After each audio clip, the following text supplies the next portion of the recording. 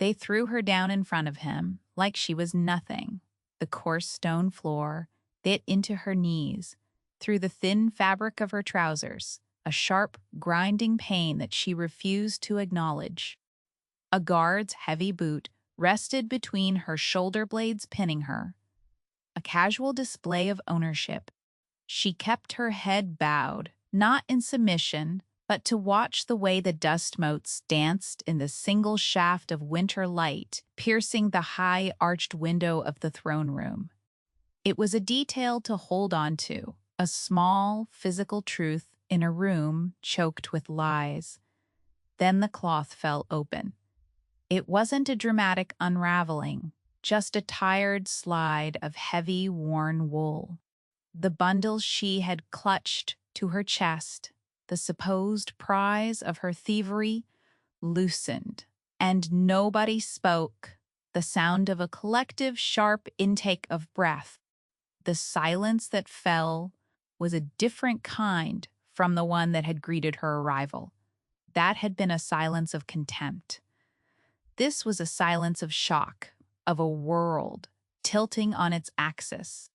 Two small forms, no bigger than winter cats, stirred against her chest, pale, downy hair, eyes the impossible blue of a frozen lake just before it thaws. One of them, a boy, uncurled a tiny, perfect fist and reached, not for the grandeur of the cold stone hall, but for the familiar line of her jaw. His fingers, soft as moth wings, brushed her skin. The other, a girl, made a small mewling sound and burrowed deeper into the curve of her neck, seeking a warmth the cavernous room could not provide.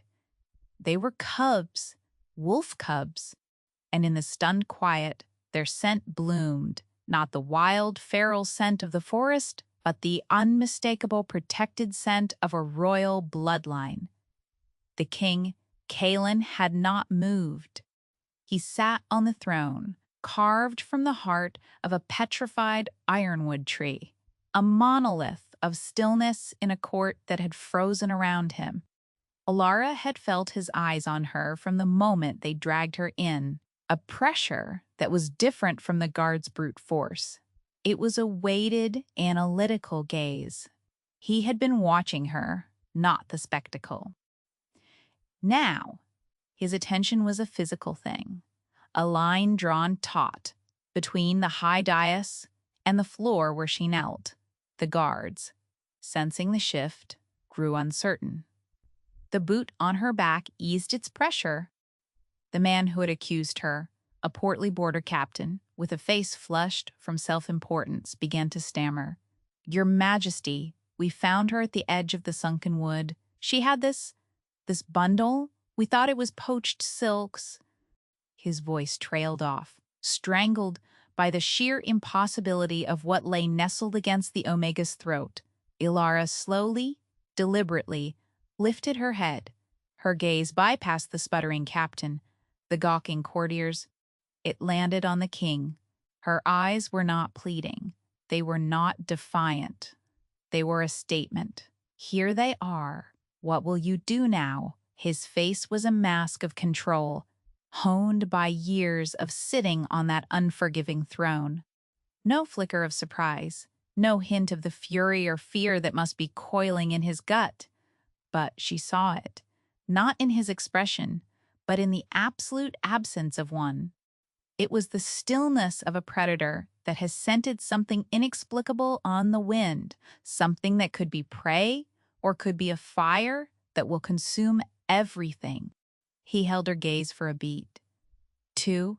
A silent, brutal negotiation conducted across 20 yards of polished stone. The cub at her jaw made another soft noise, and a ripple went through the court. A whisper started, then died, strangled by the king's unbroken silence. Finally, he spoke. His voice was not loud, but it cut through the tension like shears through thread. "Leave her." It was 2 words. An order absolute and unquestionable. The guards flinched as if struck. The captain's mouth opened and closed, a fish gasping for air. "Your Majesty?" one guard dared, his voice rough with confusion. "She is a vagrant, a patent—" The king's eyes did not move from Alara's. "I said," he repeated the words, dropping like stones into a deep well. "Leave her." He rose from the throne. It was not a sudden movement, but a slow uncoiling of power. He was taller than she'd expected, his frame lean but broad in the shoulder. The black wool of his tunic stark against the pale stone behind him. He descended the dais, each step measured, silent. The court held its breath. He did not stop until he stood over her, his shadow eclipsing the single shaft of light. He did not look at the courtiers. He did not look at the guards. He looked down at the cubs, and for the first time, something shifted in the tightly controlled planes of his face. A flicker of something that was not kingly, not controlled, something that looked devastatingly like pain. The boy cub, sensing the new presence, turned his head. His blue eyes, a perfect miniature of the king's own, blinked up at the towering figure. Without hesitation, he reached again, his tiny hand stretching out into the space between the Omega, who smelled of safety, and the man who smelled of winter and iron. Kalen did not reach back. He simply watched the small, hand grasping at the air, a silent, impossible question. Alara felt a tremor go through her. The first she had allowed, it was not fear. It was the terrifying electric hum of a line being crossed, a story beginning that could only end in ruin. The king's command hung in the air, a decree that reshaped the room. The guards backed away, their bravado evaporating into nervous compliance. The captain, his face now a pasty white, looked as if he might be sick. Kalen extended a hand, not to her. It was a slow, deliberate gesture, his fingers long and unadorned. For a moment, it seemed an offering. Then he curled his hand into a fist and let it drop to his side. "Rise," he said. The word was for her. It was not a request. Alara shifted her weight, ignoring the pins and needles in her legs as she pushed herself up from the floor. She moved with a fluid economy, her body accustomed to hardship. As she stood, she instinctively tightened her hold on the cubs, pulling the edges of her cloak around them, reestablishing the small, warm world she had made for them in the face of this vast, cold one. She was of average height, but standing before him, she did not seem diminished. Her chin was lifted, her gaze direct. The wound on her knee now, seeping a thin line of blood, was the only sign of her rough handling. Kalen's eyes flickered to it, a brief, unreadable glance. "You will be housed in the West Tower," he announced, his voice carrying to every corner of the silent hall. A new wave of whispers, more urgent this time, rippled through the courtiers. The West Tower was not for vagrants. It was not for prisoners. It was for royal guests of uncertain status. It was a gilded cage, a place of observation. She will have whatever she requires for the children. The children, not the cubs. The word was a shield, a claim. He turned his head slightly, his gaze sweeping over the assembled court. Lord Valerius. Lord Valerius. A man detached himself from the shadows near the throne. He was older, with a lean, ascetic face and eyes that held a perpetual, weary intelligence. He wore the dark gray robes of the chancellor. "Your Majesty, see to it," Kalen said. It was an order, but it was also a dismissal of the entire affair, of the entire court. He had made his decision. The rest was mere logistics. He turned to leave, his back a rigid line of authority. "Your Majesty," Alara's voice was quiet, but it stopped him. It was the first time she had spoken, and the sound of it, low and clear, drew every eye. He turned back, his expression guarded. They need goat's milk warmed. And, honey, she said, it was not a request. It was a fact. A demand wrapped in the simple language of necessity. She was not asking for comfort or privilege for herself. She was stating the needs of the children in her arms, a challenge he could not refuse without looking weak or cruel. For a moment, something flickered in his eyes. Not anger. Something else. The barest hint of. He gave a single sharp nod to the Chancellor. "See to it," he repeated, the words now aimed at fulfilling her directive. And then he was gone, sweeping from the room without a backward glance, leaving behind a wake of chaos and 1,000 unspoken questions. Lord Valerius approached her, his movements precise and devoid of emotion. He smelled of old paper and dust, the scent of power wielded in quiet rooms. "If you will follow me," he said, his tone perfectly neutral. He did not offer to help her. He did not acknowledge the blood on her leg.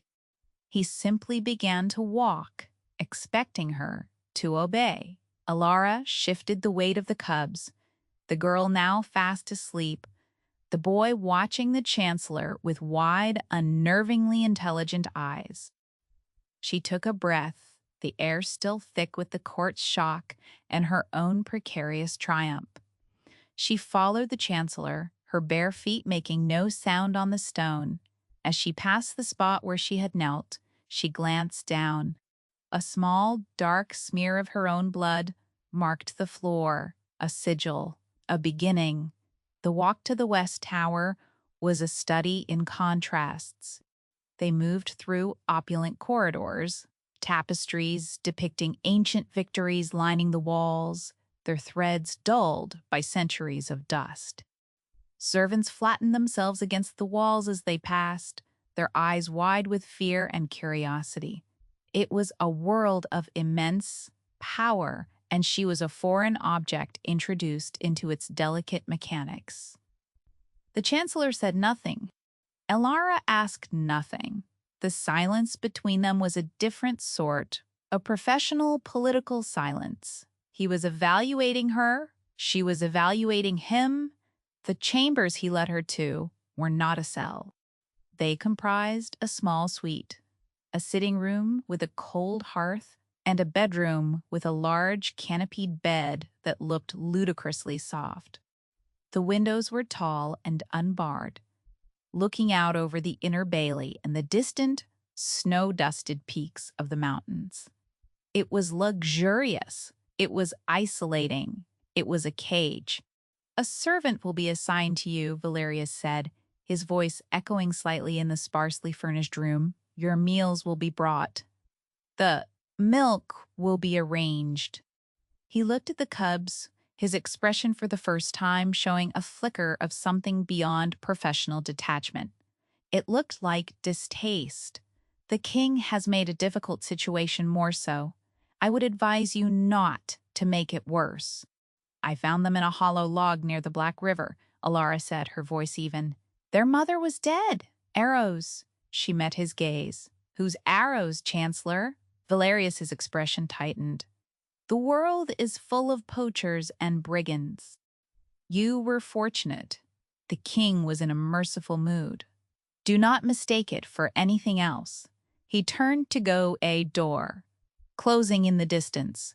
The sound of the heavy oak door closing echoed in the sudden quiet. She was alone. Ilara walked to the window, the sleeping cubs a warm, heavy weight against her. She looked out at the courtyard below. Life went on. Guards changed shifts. A stable boy led a string of horses. But up here, in this silent room, time had stopped. She had been captured, accused, and then elevated. She was no longer a nameless Omega vagrant. She was the woman with the king's children. She knew, with a certainty that chilled her to the bone, that one of those was a more dangerous thing to be than the other. A young serving girl, no older than 16, brought the goat's milk. Her hands trembled as she set the tray down, the pitcher and a small clay pot of honey rattling against the silver. She wouldn't meet Alara's eyes. She curtsied so low, her forehead nearly touched the floorboards before scurrying out, pulling the door shut with a quiet click. Alara waited until the footsteps faded down the hall before she moved. She dipped a finger into the milk. It was perfectly warm. She mixed in a drop of honey, then gently roused the boy cub. He nursed from her finger eagerly, his small mouth surprisingly strong. The girl was next. This was the rhythm she had established in the forest, a ritual of survival that now felt alien in this place of soft beds and silent servants. As she fed them, she let her senses expand, mapping this new territory. The room smelled of beeswax and old stone. From outside the window came the distant clang of the smithy's hammer and the shouts of men training in the yard. But beneath it all, there was another scent, faint but persistent. Kalen's scent, stent, winter and iron, the same scent that had clung to him in the throne room. It was embedded in the stone of this place, in the very air. He had been here recently. The thought sent a cold shiver down her spine that had nothing to do with the draft from the window. She was in his space, under his protection, and it felt more like being cornered than being saved. Later, after the cubs were asleep, nestled in a makeshift bed she'd made from pillows and her own worn cloak in the center of the vast mattress, she explored the room. The wardrobe was filled with clothes. Simple gowns of dark woolen linen, soft chemise, stockings, and leather slippers. Nothing ostentatious. Practical. Warm. It was a uniform, a costume for the part he had assigned her. The wool was fine, a quality she hadn't felt in years. She had once known such fabrics, a lifetime ago. A private wound, a memory she kept locked away, throbbed in response. She pushed it down. She was Alara of the Sunken Wood, now a woman who knew how to set a snare, read the stars, and clean a wound. The woman she had been before had no place here. A knock came at the door. It was soft, hesitant. Ilara froze, her hand still on the dress. "Enter," she said, her voice steady. The door opened, and it was him. Kalen stood on the threshold, a shadow against the torchlight of the corridor. He was alone. He had changed from his formal court attire into a simple leather tunic and dark trousers, the clothes of a warrior, not a king. He looked smaller, somehow, without the weight of the crown and the throne. Yet the quiet authority emanating from him was more potent than ever. He stepped inside, closing the door behind him. The sound of something being set down carefully. He placed a small leather-bound book on the table by the hearth. "You will need to read to them," he said. His voice was low, rougher than it had been in court. "They are old enough to recognize the cadence of a voice." Alara watched him, her heart a slow, heavy drum against her ribs. He was not looking at her, but at the small bundle of her cloak on the bed where the cubs slept. "What are their names?" she asked. The question was a risk, an assertion of a right to know. He finally met her gaze. His eyes, in the dim light, were not the frozen blue of the court, but a deeper, more turbulent gray blue, like a stormy sea. "They do not have them. Not yet. A name is a claim. It is a danger. And yet you claim them," she stated, her voice quiet. "You called them the children." "I stated a fact, to quiet a room full of fools," he countered, his tone sharp. "Nothing more. Fools who saw their king's eyes in a foundling's face." He went still. The air crackled. She had said the thing they had both agreed, without discussion, not to say. She had named the heart of the problem. He walked to the window. turning his back to her, presenting a wall of rigid muscle and coiled tension. Their mother was Maeve, he said, his voice flat, emotionless, speaking to the glass. A lady from the Northern Isles. She was here for the summer festival. He trailed off. The silence stretched, thick with what he would not say. A clandestine affair, a secret departure. She knew the risks, he finished, the words clipped. She chose to leave. I did not know she was with child. She was running, Alara said. The pieces clicking into place, the hollow log, the arrows. Not from you, from someone who knew who she had been with, someone who did not want these children to draw breath. Kalen's hands clenched into fist at his sides. I have enemies, woman. Every man in my position does. You have just made yourself the focus of all of them. I kept 2 children from freezing to death in a forest, she retorted, a flare of anger breaking through her control. I did not make myself anything. He turned back from the window, and the raw grief on his face was a physical blow. It was there for only a second, a mask slipping, but she saw it.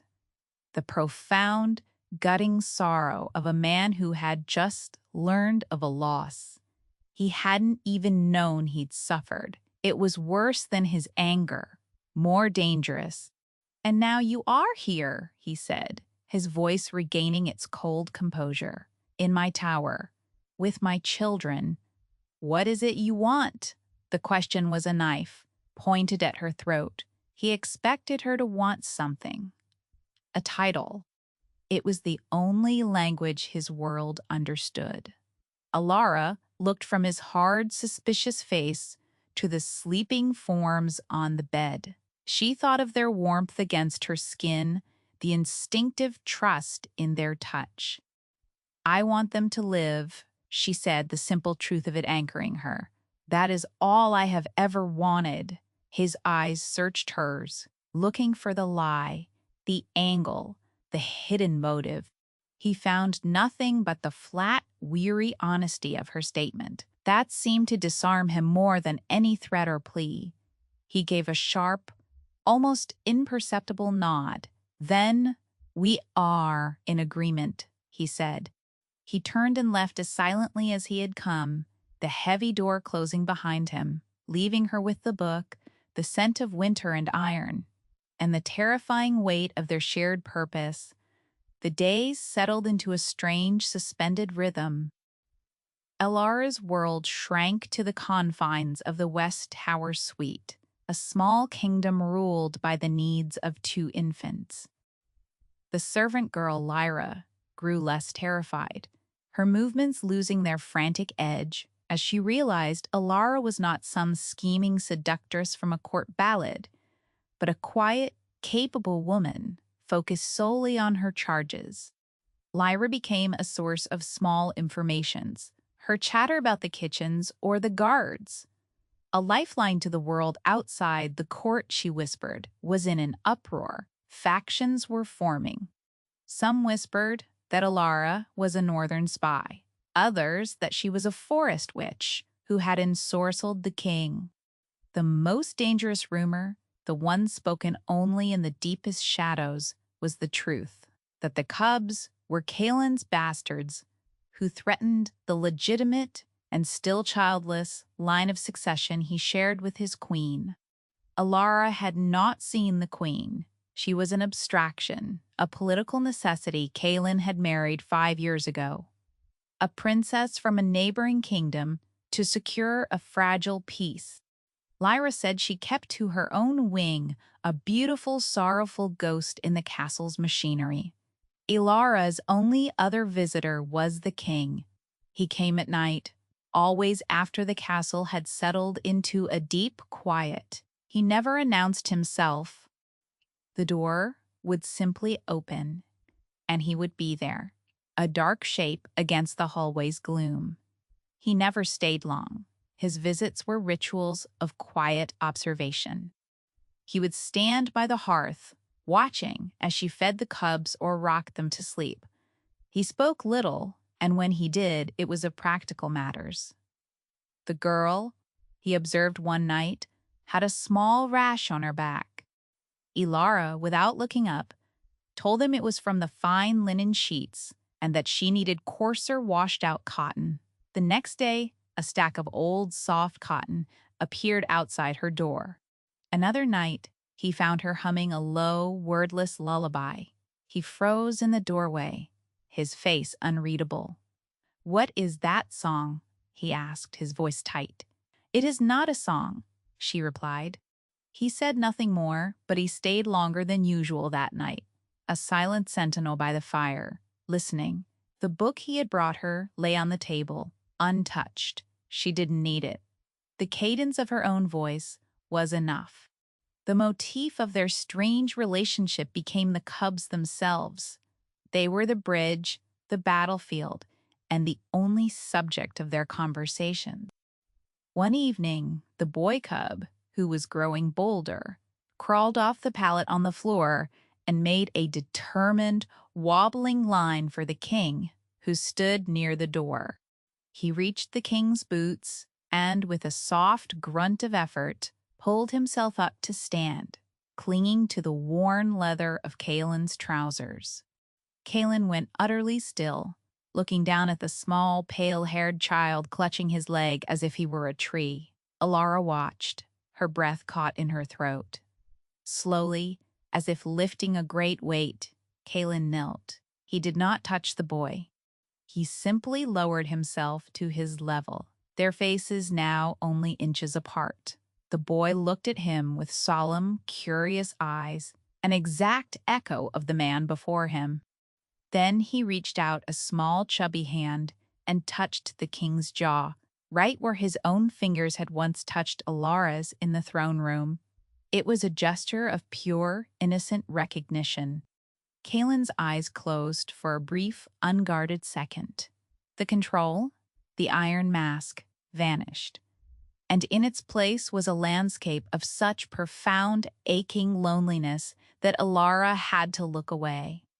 It felt like an intrusion, like seeing a man's soul laid bare without his consent.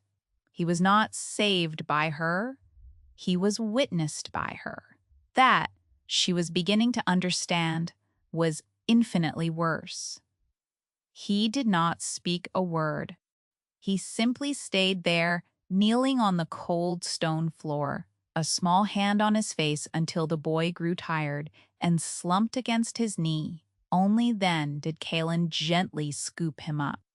The movement was awkward, unfamiliar, but his hands were steady. He carried the cub back to the pallet, laying him down beside his sleeping sister. He stood, his face once again a mask of royal composure, the moment of vulnerability gone, as if it had never been. He looked at Ilara, his eyes dark.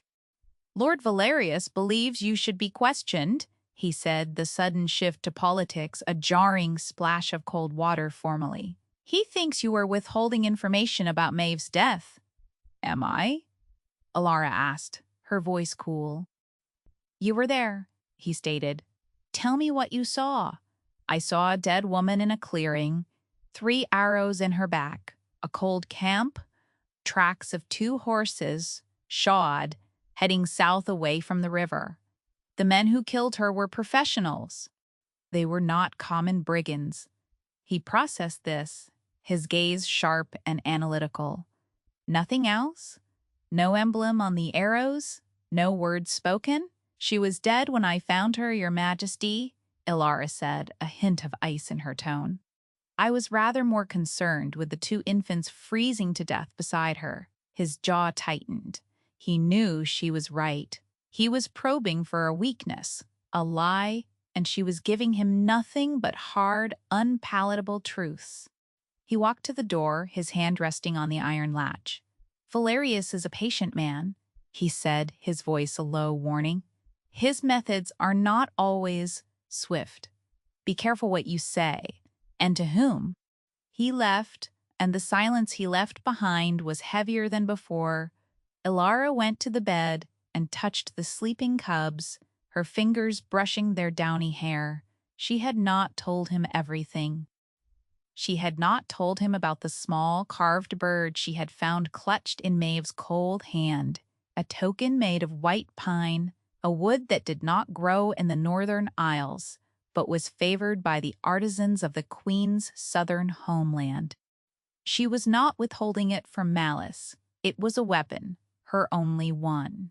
And she would not surrender it until she knew for certain on which side of this war the king truly stood. A week later, the first tremor of the coming earthquake arrived. It came not in the form of a threat, but of an invitation, a formal, cream-colored card delivered by a page who bowed so low his nose almost swept the floor. It was an invitation to the Queen's monthly literary circle. The Queen, a woman who had been a phantom, was requesting her presence. It was a summons, not a request, and they both knew it. Alara held the card, the sharp edges of the paper cool against her skin. It felt like a blade. Kalen was there that night when she showed it to him. He took it from her, his fingers brushing hers, a brief electric contact that sent a jolt through her arm. He read the elegant script, his expression unreadable. "You will not go," he said. It was a flat command. "If I do not, she will see it as an admission of guilt, or an act of defiance, egged on by you," Alara reasoned, her voice calm. "She will escalate. She will bring this out of the shadows and into the open court." "Let her," he said, his voice a low growl. "I will handle the Queen. You have been handling her for 5 years, and yet a woman can be murdered in your woods, and a whisper in your court can have her own artisans blamed for it." Alara shot back, her temper flaring.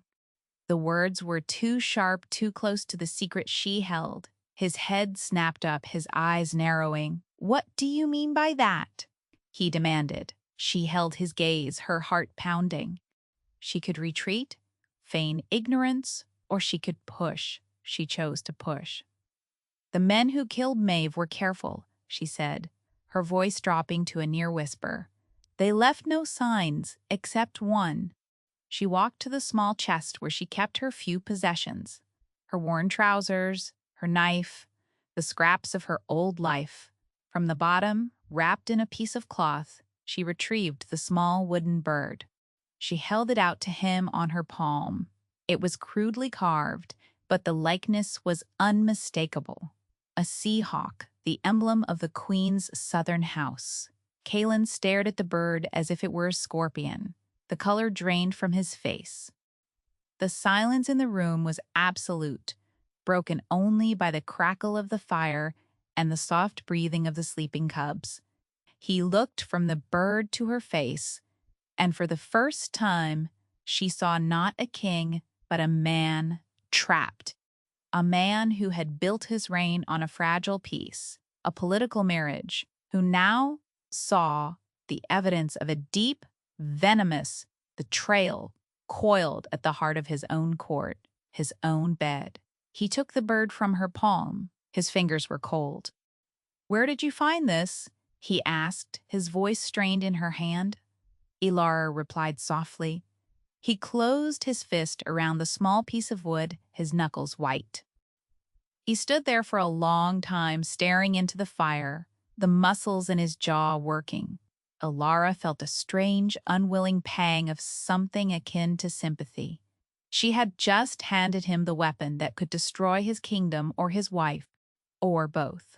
The private wound she carried, the one that had calcified into self-sufficiency, was the memory of a similar betrayal, a political marriage that had ended in her own family's ruin. She had seen this play out before from the perspective of a child who could do nothing. Now she was a player. When he finally spoke, his voice was hollow. "You will go to the Queen's circle." The reversal was so sudden, it took her breath away. "What? You will go. You will listen. You will say nothing of this. He gestured with the hand clutching the bird. You will be my eyes, my ears. You will be underestimated. That is your greatest weapon. Use it. He looked at her then, and the space between them was no longer king and subject, captor and captive. It was something else. Two people bound by a shared dangerous secret. Two people who saw the world with the same weary, analytical eyes. He saw her not as a pawn, but as a player. He was trusting her, and that was more terrifying than any command. That night, she had a nightmare. Not of arrows or wolves, but of a grand ballroom, of her mother's smiling face turning to ash, of her father's hand slipping from hers. She woke with a gasp, drenched in sweat, the sheets tangled around her legs. The fire had burned down to embers, casting long, dancing shadows on the walls. A figure stood by the window, a dark silhouette against the moonlit sky. Kalen. He hadn't left. He had been standing there in the dark, watching over her. He must have heard her cry out. He didn't move, didn't speak. He just stood his silent vigil. He had not come to comfort her. He had simply stayed.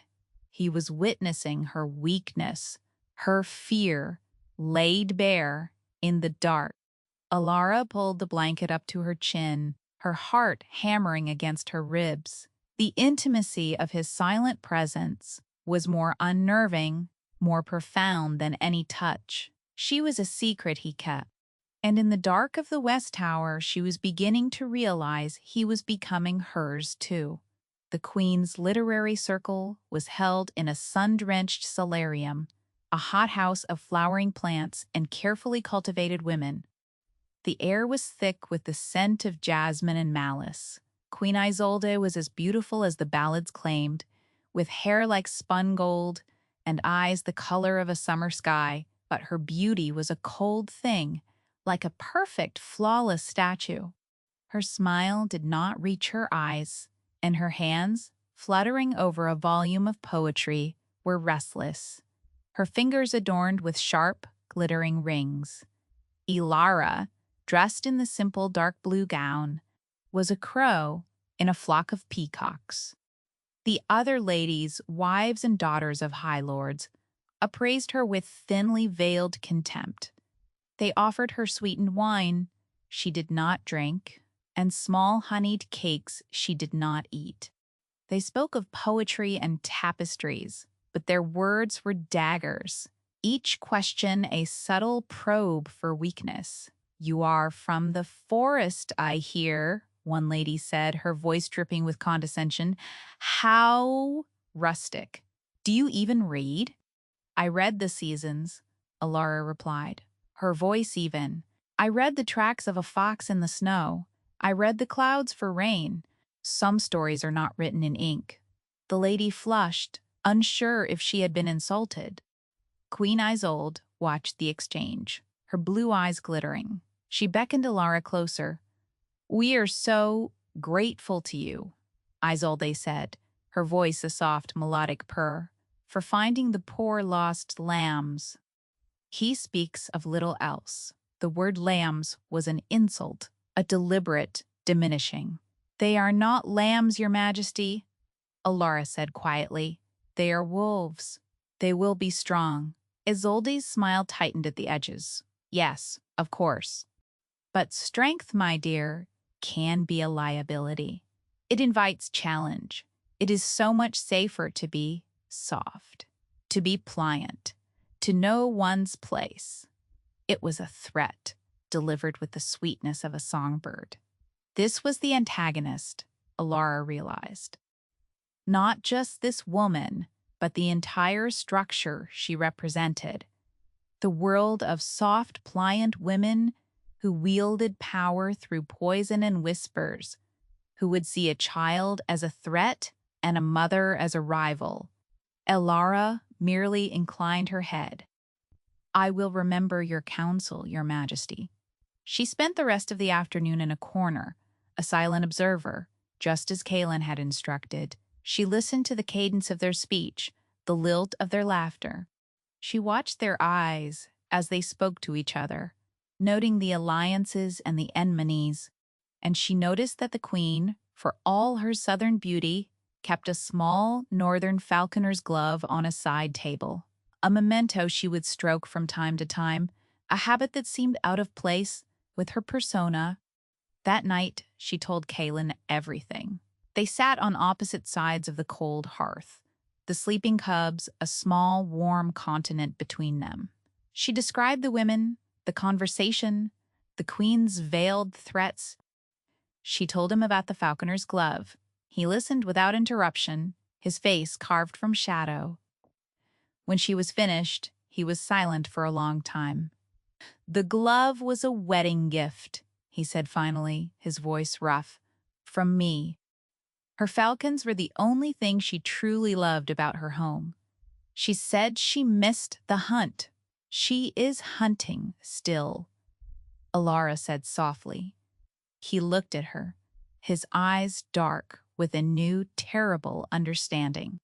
The pieces were fitting together, forming a picture that was uglier than either of them had imagined. Maeve, the northern lady; Isolde, the southern queen, who missed the hunt; the Seahawk, Token, the professional killers. It wasn't a simple story of a jealous wife. It was political. Maeve's family were powerful rivals to Isolde's in the complex web of island politics. A child, a potential heir with Kylan's blood and Maeve's northern lineage, would be a catastrophic disruption to the fragile peace Isolde's marriage was meant to secure. "She would not have acted alone," Kaelin murmured more to himself than to Alara. "Someone in my court would have to help her. Someone who could move men without notice." "Someone like the Chancellor," Alara supplied. The thought was cold, terrifying. Valerius, with his quiet efficiency and his access to every corner of the kingdom. His distaste for the cubs had been palpable. "He is loyal to the crown," Kaelin said, but there was a lack of conviction in his voice. "He is loyal to the stability of the kingdom," Alara corrected gently. A pair of royal bastards with a contested, powerful lineage is the opposite of stability. He stood up and began to pace, a caged wolf in his own tower. The weight of it all was pressing in on him, and for the first time she saw the cracks in his kingly facade, not as a weakness, but as a burden. He was utterly alone, surrounded by enemies disguised as allies. Except for her. "We need proof," he said, stopping in front of her. "Something that ties Isolde or Valerius directly to the killers. A witness, a ledger, something more than a wooden bird and a woman's intuition." "Then we must find it," Alara said. It was not a question. In that moment, they were no longer king and subject. They were conspirators, an unwilling, dangerous alliance forged in the crucible of necessity. He looked down at her, his expression intense. "If they suspect you are working for me, they already suspect me of everything else," she finished for him. A rare, fleeting spark of something, almost like humor, passed between them. It was not a joke. It was intimacy in disguise, a shared understanding of the absurdity and danger of their situation. "They underestimate me. It is my greatest weapon," she said, repeating his own words back to him. He reached down, not to touch her, but to gently pull the blanket higher over the sleeping form of the girl cub. The gesture was so tender, so unconsciously paternal, it made Alara's breath catch in her throat. He had already crossed a line. He thought he was still approaching. They both had. "Be careful," he whispered, and the words were not a command. They were a plea. Their alliance settled into a silent, secret rhythm. By day, Alara was the quiet Omega, the mysterious guardian of the king's bastards, enduring the court's suspicion with unnerving calm.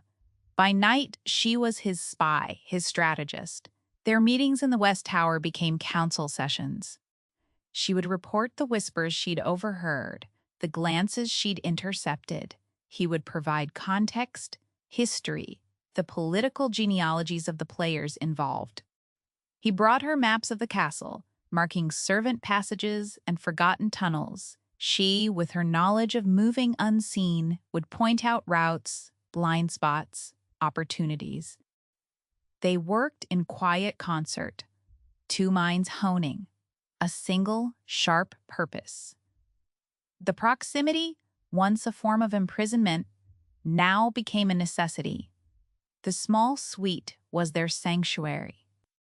The intimacy grew, not in words, but in shared gestures. He started bringing 2 cups when he came, not just one, setting hers by the hearth before he even spoke. She found herself leaving a small plate of bread and cheese for him on the nights she knew he would be coming from a long, contentious council meeting. Neither of them ever acknowledged these small kindnesses.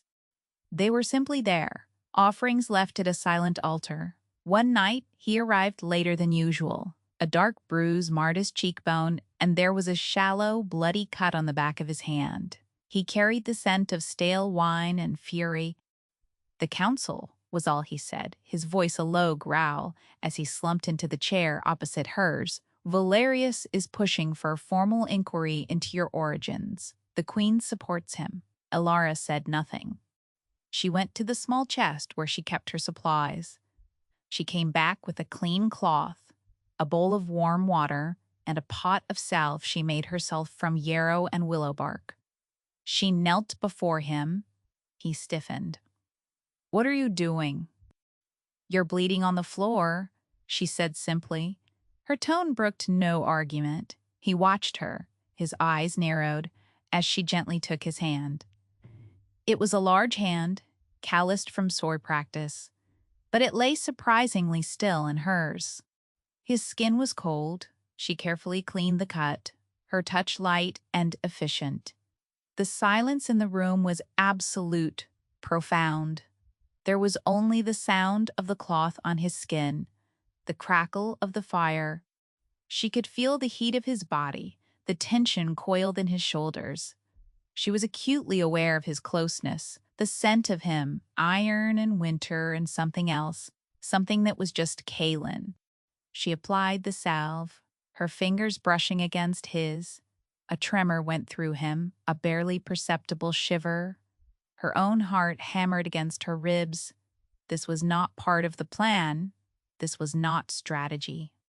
This was something else, something far more dangerous. She finished and began to pull away, but his fingers curled, trapping her hand against his.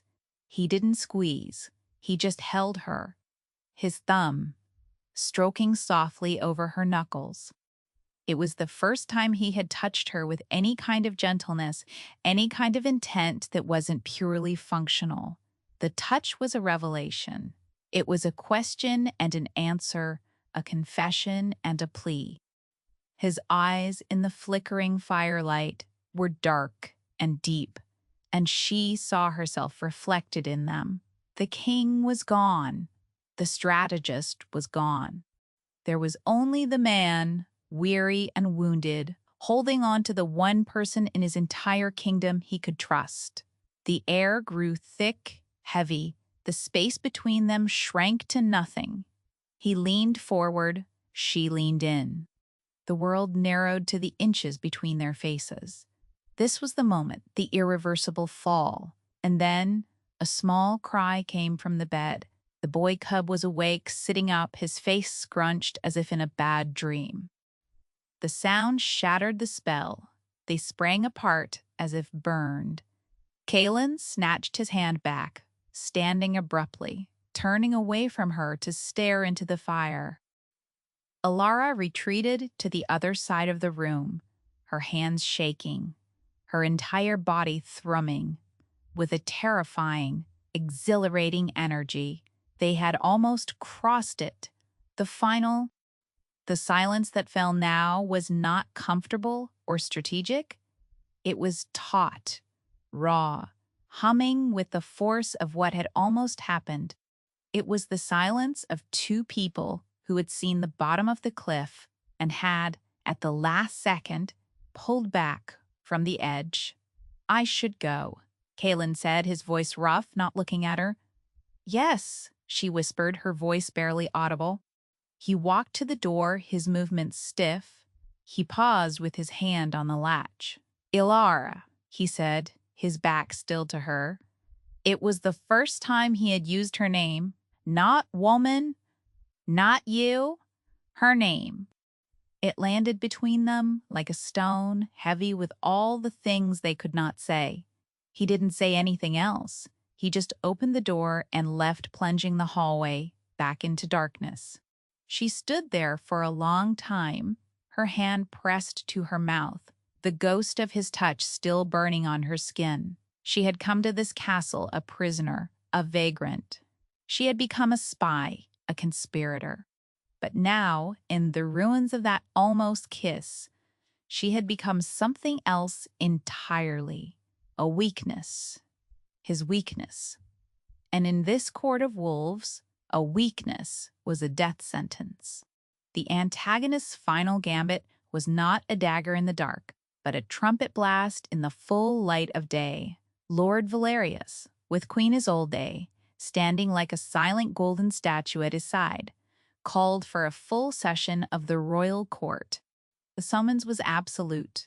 Every lord, every lady, every knight with a landed title was present.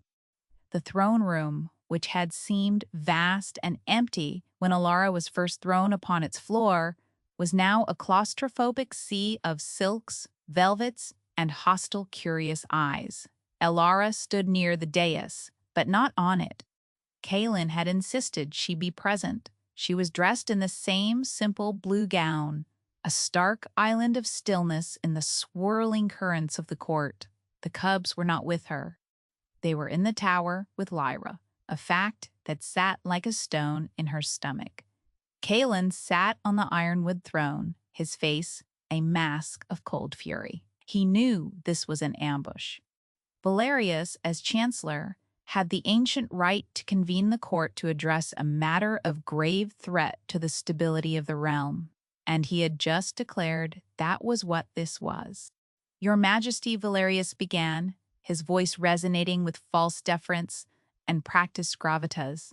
"For weeks, this court, this kingdom, has lived with a shadow upon it, a question, a disruption to the natural order. We have been patient. We have been prudent. But prudence has its limits when the very line of succession is at stake." A murmur went through the crowd. This was it, the public accusation. "We have tolerated the presence of this woman." He gestured to Alara, not with his hand, but with a slight contemptuous turn of his head. "A vagrant of unknown origin who appeared from nowhere with 2 children she claimed to have found." He let the insinuation hang in the air, but we have found new information. A witness has come forward, a man who can shed light on the true, tragic story. He gestured to the main doors. They swung open, and 2 guards marched in, flanking a small, nervous man in a forester's tunic. His eyes were wide with terror. He was one of the men from the border patrol, one of the captain's underlings who had first seized her. "This man was there," Valerius announced. "He has confessed that under orders from his captain, the initial report was falsified. Tell us, woodsman, what did you truly find in the sunken wood?" The man swallowed hard, his eyes darting to the furious king, then to the implacable chancellor. He licked his lips. We found the woman, my lord," he stammered, pointing a trembling finger at Alara. "But the babes," she was not alone. There was another, a lady, dead. The woman, she killed her, took the babes for herself, said they were a gift from the spirits that would make her a queen. A collective gasp went through the room. It was a brilliant lie. It twisted the truths into a monstrous shape, painting Ilara not as a savior, but as a murderess, ambitious usurper. It explained the dead body, the arrows now becoming her weapon. It explained her presence. And it was a death sentence. A lie. Kalen's voice was a roar. He shot to his feet, his hand going to the hilt of the sword at his belt. You dare bring this perjury into my hall. It is his word against hers, Your Majesty, Valerius said smoothly, unfazed by the king's rage. A loyal soldier of the realm against a nameless Omega. And there is more. He turned to the court. The children, whom this sorceress claims as her own, bear a startling resemblance to a certain noble line. A line that, if it were to be propagated outside of a sanctioned marriage, would throw the kingdom into civil war. He looked directly at Alara. Where did they come from, witch? Did you conjure them to ensnare a grieving king who is yet to produce a legitimate heir with his own beautiful, loyal queen? The trap was sprung. The accusation was now twofold. Alara was a murderer, and Kalen was either an adulterer or a fool bewitched. The queen, Isolde, chose this moment to play her part. A single perfect tear traced a path down her cheek. She swayed, and her ladies-in-waiting rushed to support her. A tableau of wounded, virtuous womanhood. The court was in an uproar. Lords were shouting. Some drew their swords. Others looked at Kalen. His authority was crumbling before his eyes. The kingdom was fracturing. Alara stood very still. She looked past the shouting lords, past the triumphant sneer on Valerius's face, past the crocodile tear on the queen's cheek. She looked at Kalen. He was a wolf at bay, surrounded, ready to fight and die. But knowing it was a losing battle, he could execute Valerius where he stood, but that would only prove the chancellor's point. He was trapped by his own power. She had to act. She had been underestimated. It was her greatest weapon. It was time to use it. She took a single step forward. The movement was small, but in the chaos, it drew the eye. Chancellor, she said, her voice not loud but clear and sharp, cutting through the noise. The room quieted slightly. You say I am a witch. You say I killed a noble lady for her children. You say I wish to be a queen. She walked slowly, deliberately, toward the terrified forester. This man is your witness, but you have another, do you not? She turned her gaze on Queen Isolde. The one who gave the order to falsify the report, the one who is not here today. Where is he, Your Majesty? Isolde's composure cracked, a flicker of panic in her eyes. I have no idea what you are talking about, don't you? Alara said, her voice dropping, becoming dangerously soft. He was a man loyal to your house, a southerner, just like the men you hired to kill Meve. Did you silence him too after he'd served his purpose? Just as you silenced her? She held up her hand. In it was the small, carved seahawk. Did he carry a token like this, Your Majesty? A sign of your favor? The throne room went dead silent. Valerius's face was a mask of fury. This was not part of his plan. Isolde stared at the bird, her face ashen. Lies, all of it, she shrieked, her carefully constructed composure shattering. She is a witch. She plants evidence. Kill her. The seed of doubt was planted. The perfect narrative had a hole in it. And in that moment of stunned silence, Alara made her final move. She turned to Kalen, her eyes locking with his. It was a look of absolute trust. Now, Kalen understood. He saw the opening she had created, the single clear path through the chaos. He did not draw his sword. He did not shout. He did not act the part of the raging King Valerius and Isolde had cast for him. Instead, he did something no one could have predicted. He held up a hand for silence, and the sheer force of his will reasserted in that one gesture was enough to quiet the remaining whispers. He looked not at his treacherous queen or his scheming chancellor, but at the assembled lords of his kingdom. "You have heard accusations," he said, his voice calm, measured, heavy with the weight of kingship. "You have seen perjured testimony and theatrical displays of grief. You have been asked to believe that I, your king, could be so easily bewitched, that the stability of this realm rests on such a fragile foundation." He paused, letting the weight of his words sink in. "Lord Valerius is correct about one thing. There has been a shadow over this court, a poison, and it is time to lance the boil." He turned his gaze, cold and sharp as a shard of ice, upon his wife. "Queen Isolde, you are hereby stripped of your title and confined to the White Tower, pending a full investigation into the murder of Lady Maeve of the Northern Isles and the attempted murder of my children." A collective gasp, louder than any before, swept the room. He had not just accused her, he had condemned her. He had chosen the word "my children," deliberately a public claim from which there was no retreat. Isolde screamed a raw, animal sound of pure fury, but the royal guard, loyal to the king's command above all else, were already moving to surround her. She was a queen no more, just a woman trapped by her own machinations. Then Calin turned to Valerius. The chancellor stood his ground, his face pale but composed. He had overplayed his hand, but he was not a man to grovel. "And you, my lord chancellor," Calin said, his voice dangerously soft, "you who are so concerned with the stability of the realm, you have served this crown for 20 years.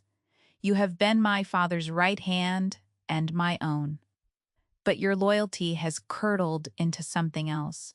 You see threats in shadows and conspiracies in coincidence. You see a child, not as a child, but as a political pawn. You have lost your way." He did not sentence him to death. He did not strip him of his lands. "You are relieved of your duties," Calin said. "You will retain your titles and your lands. You will live out your days as a simple lord, a spectator, to the events you sought to control. You are dismissed." It was a political execution of the highest order. He was making Valerius irrelevant, a ghost at his own feast. The chancellor's face, for the first time, showed a crack, a flicker of utter devastation. He had been exiled, not from the kingdom, but from the game itself. He bowed, a stiff, jerky movement, and walked from the throne room, a man already fading into history. The room was still, the court stunned into submission by the swift, brutal efficiency of the king's justice. Caelin's gaze swept over them all, a king reforged in the fire of betrayal, his authority absolute. She stood alone, the small wooden bird still in her hand. She had not won a throne. She had not sought power. She had simply spoken the truth and protected the innocent. She had held up a mirror to the court, and it had shattered. Calin descended the dais, his boots silent on the stone. He walked past the guards, past the cowering lords, until he stood before her. The entire kingdom was watching.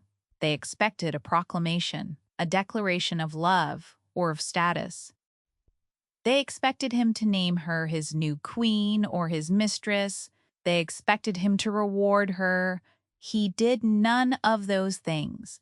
He simply stood before her, the space between them charged with everything they had been through. He looked at her, his eyes filled with a quiet, devastating gratitude. "Elara," he said. Her name, a quiet anchor in the silent room.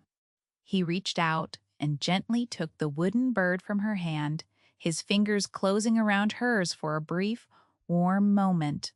a shared secret now brought into the light. Then he offered her his arm. It was not a command, an offering of partnership, of equality, in front of all the world. She looked at his outstretched arm, then up at his face. She saw the king, but she also saw the man who had stood vigil in her room, the man whose hand she had tended, the man who was as lost and as lonely as she was.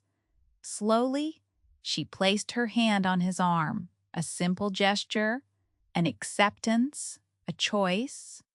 Together, without another word, they turned and walked from the throne room, leaving the wreckage of the old court behind them. They did not walk toward the royal apartments. They did not walk toward the dungeons or the towers.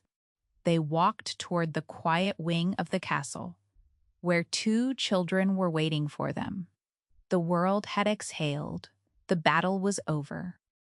But as they walked, their steps falling into a matching rhythm, Elara knew that the silence they were walking into was not an ending. It was a beginning.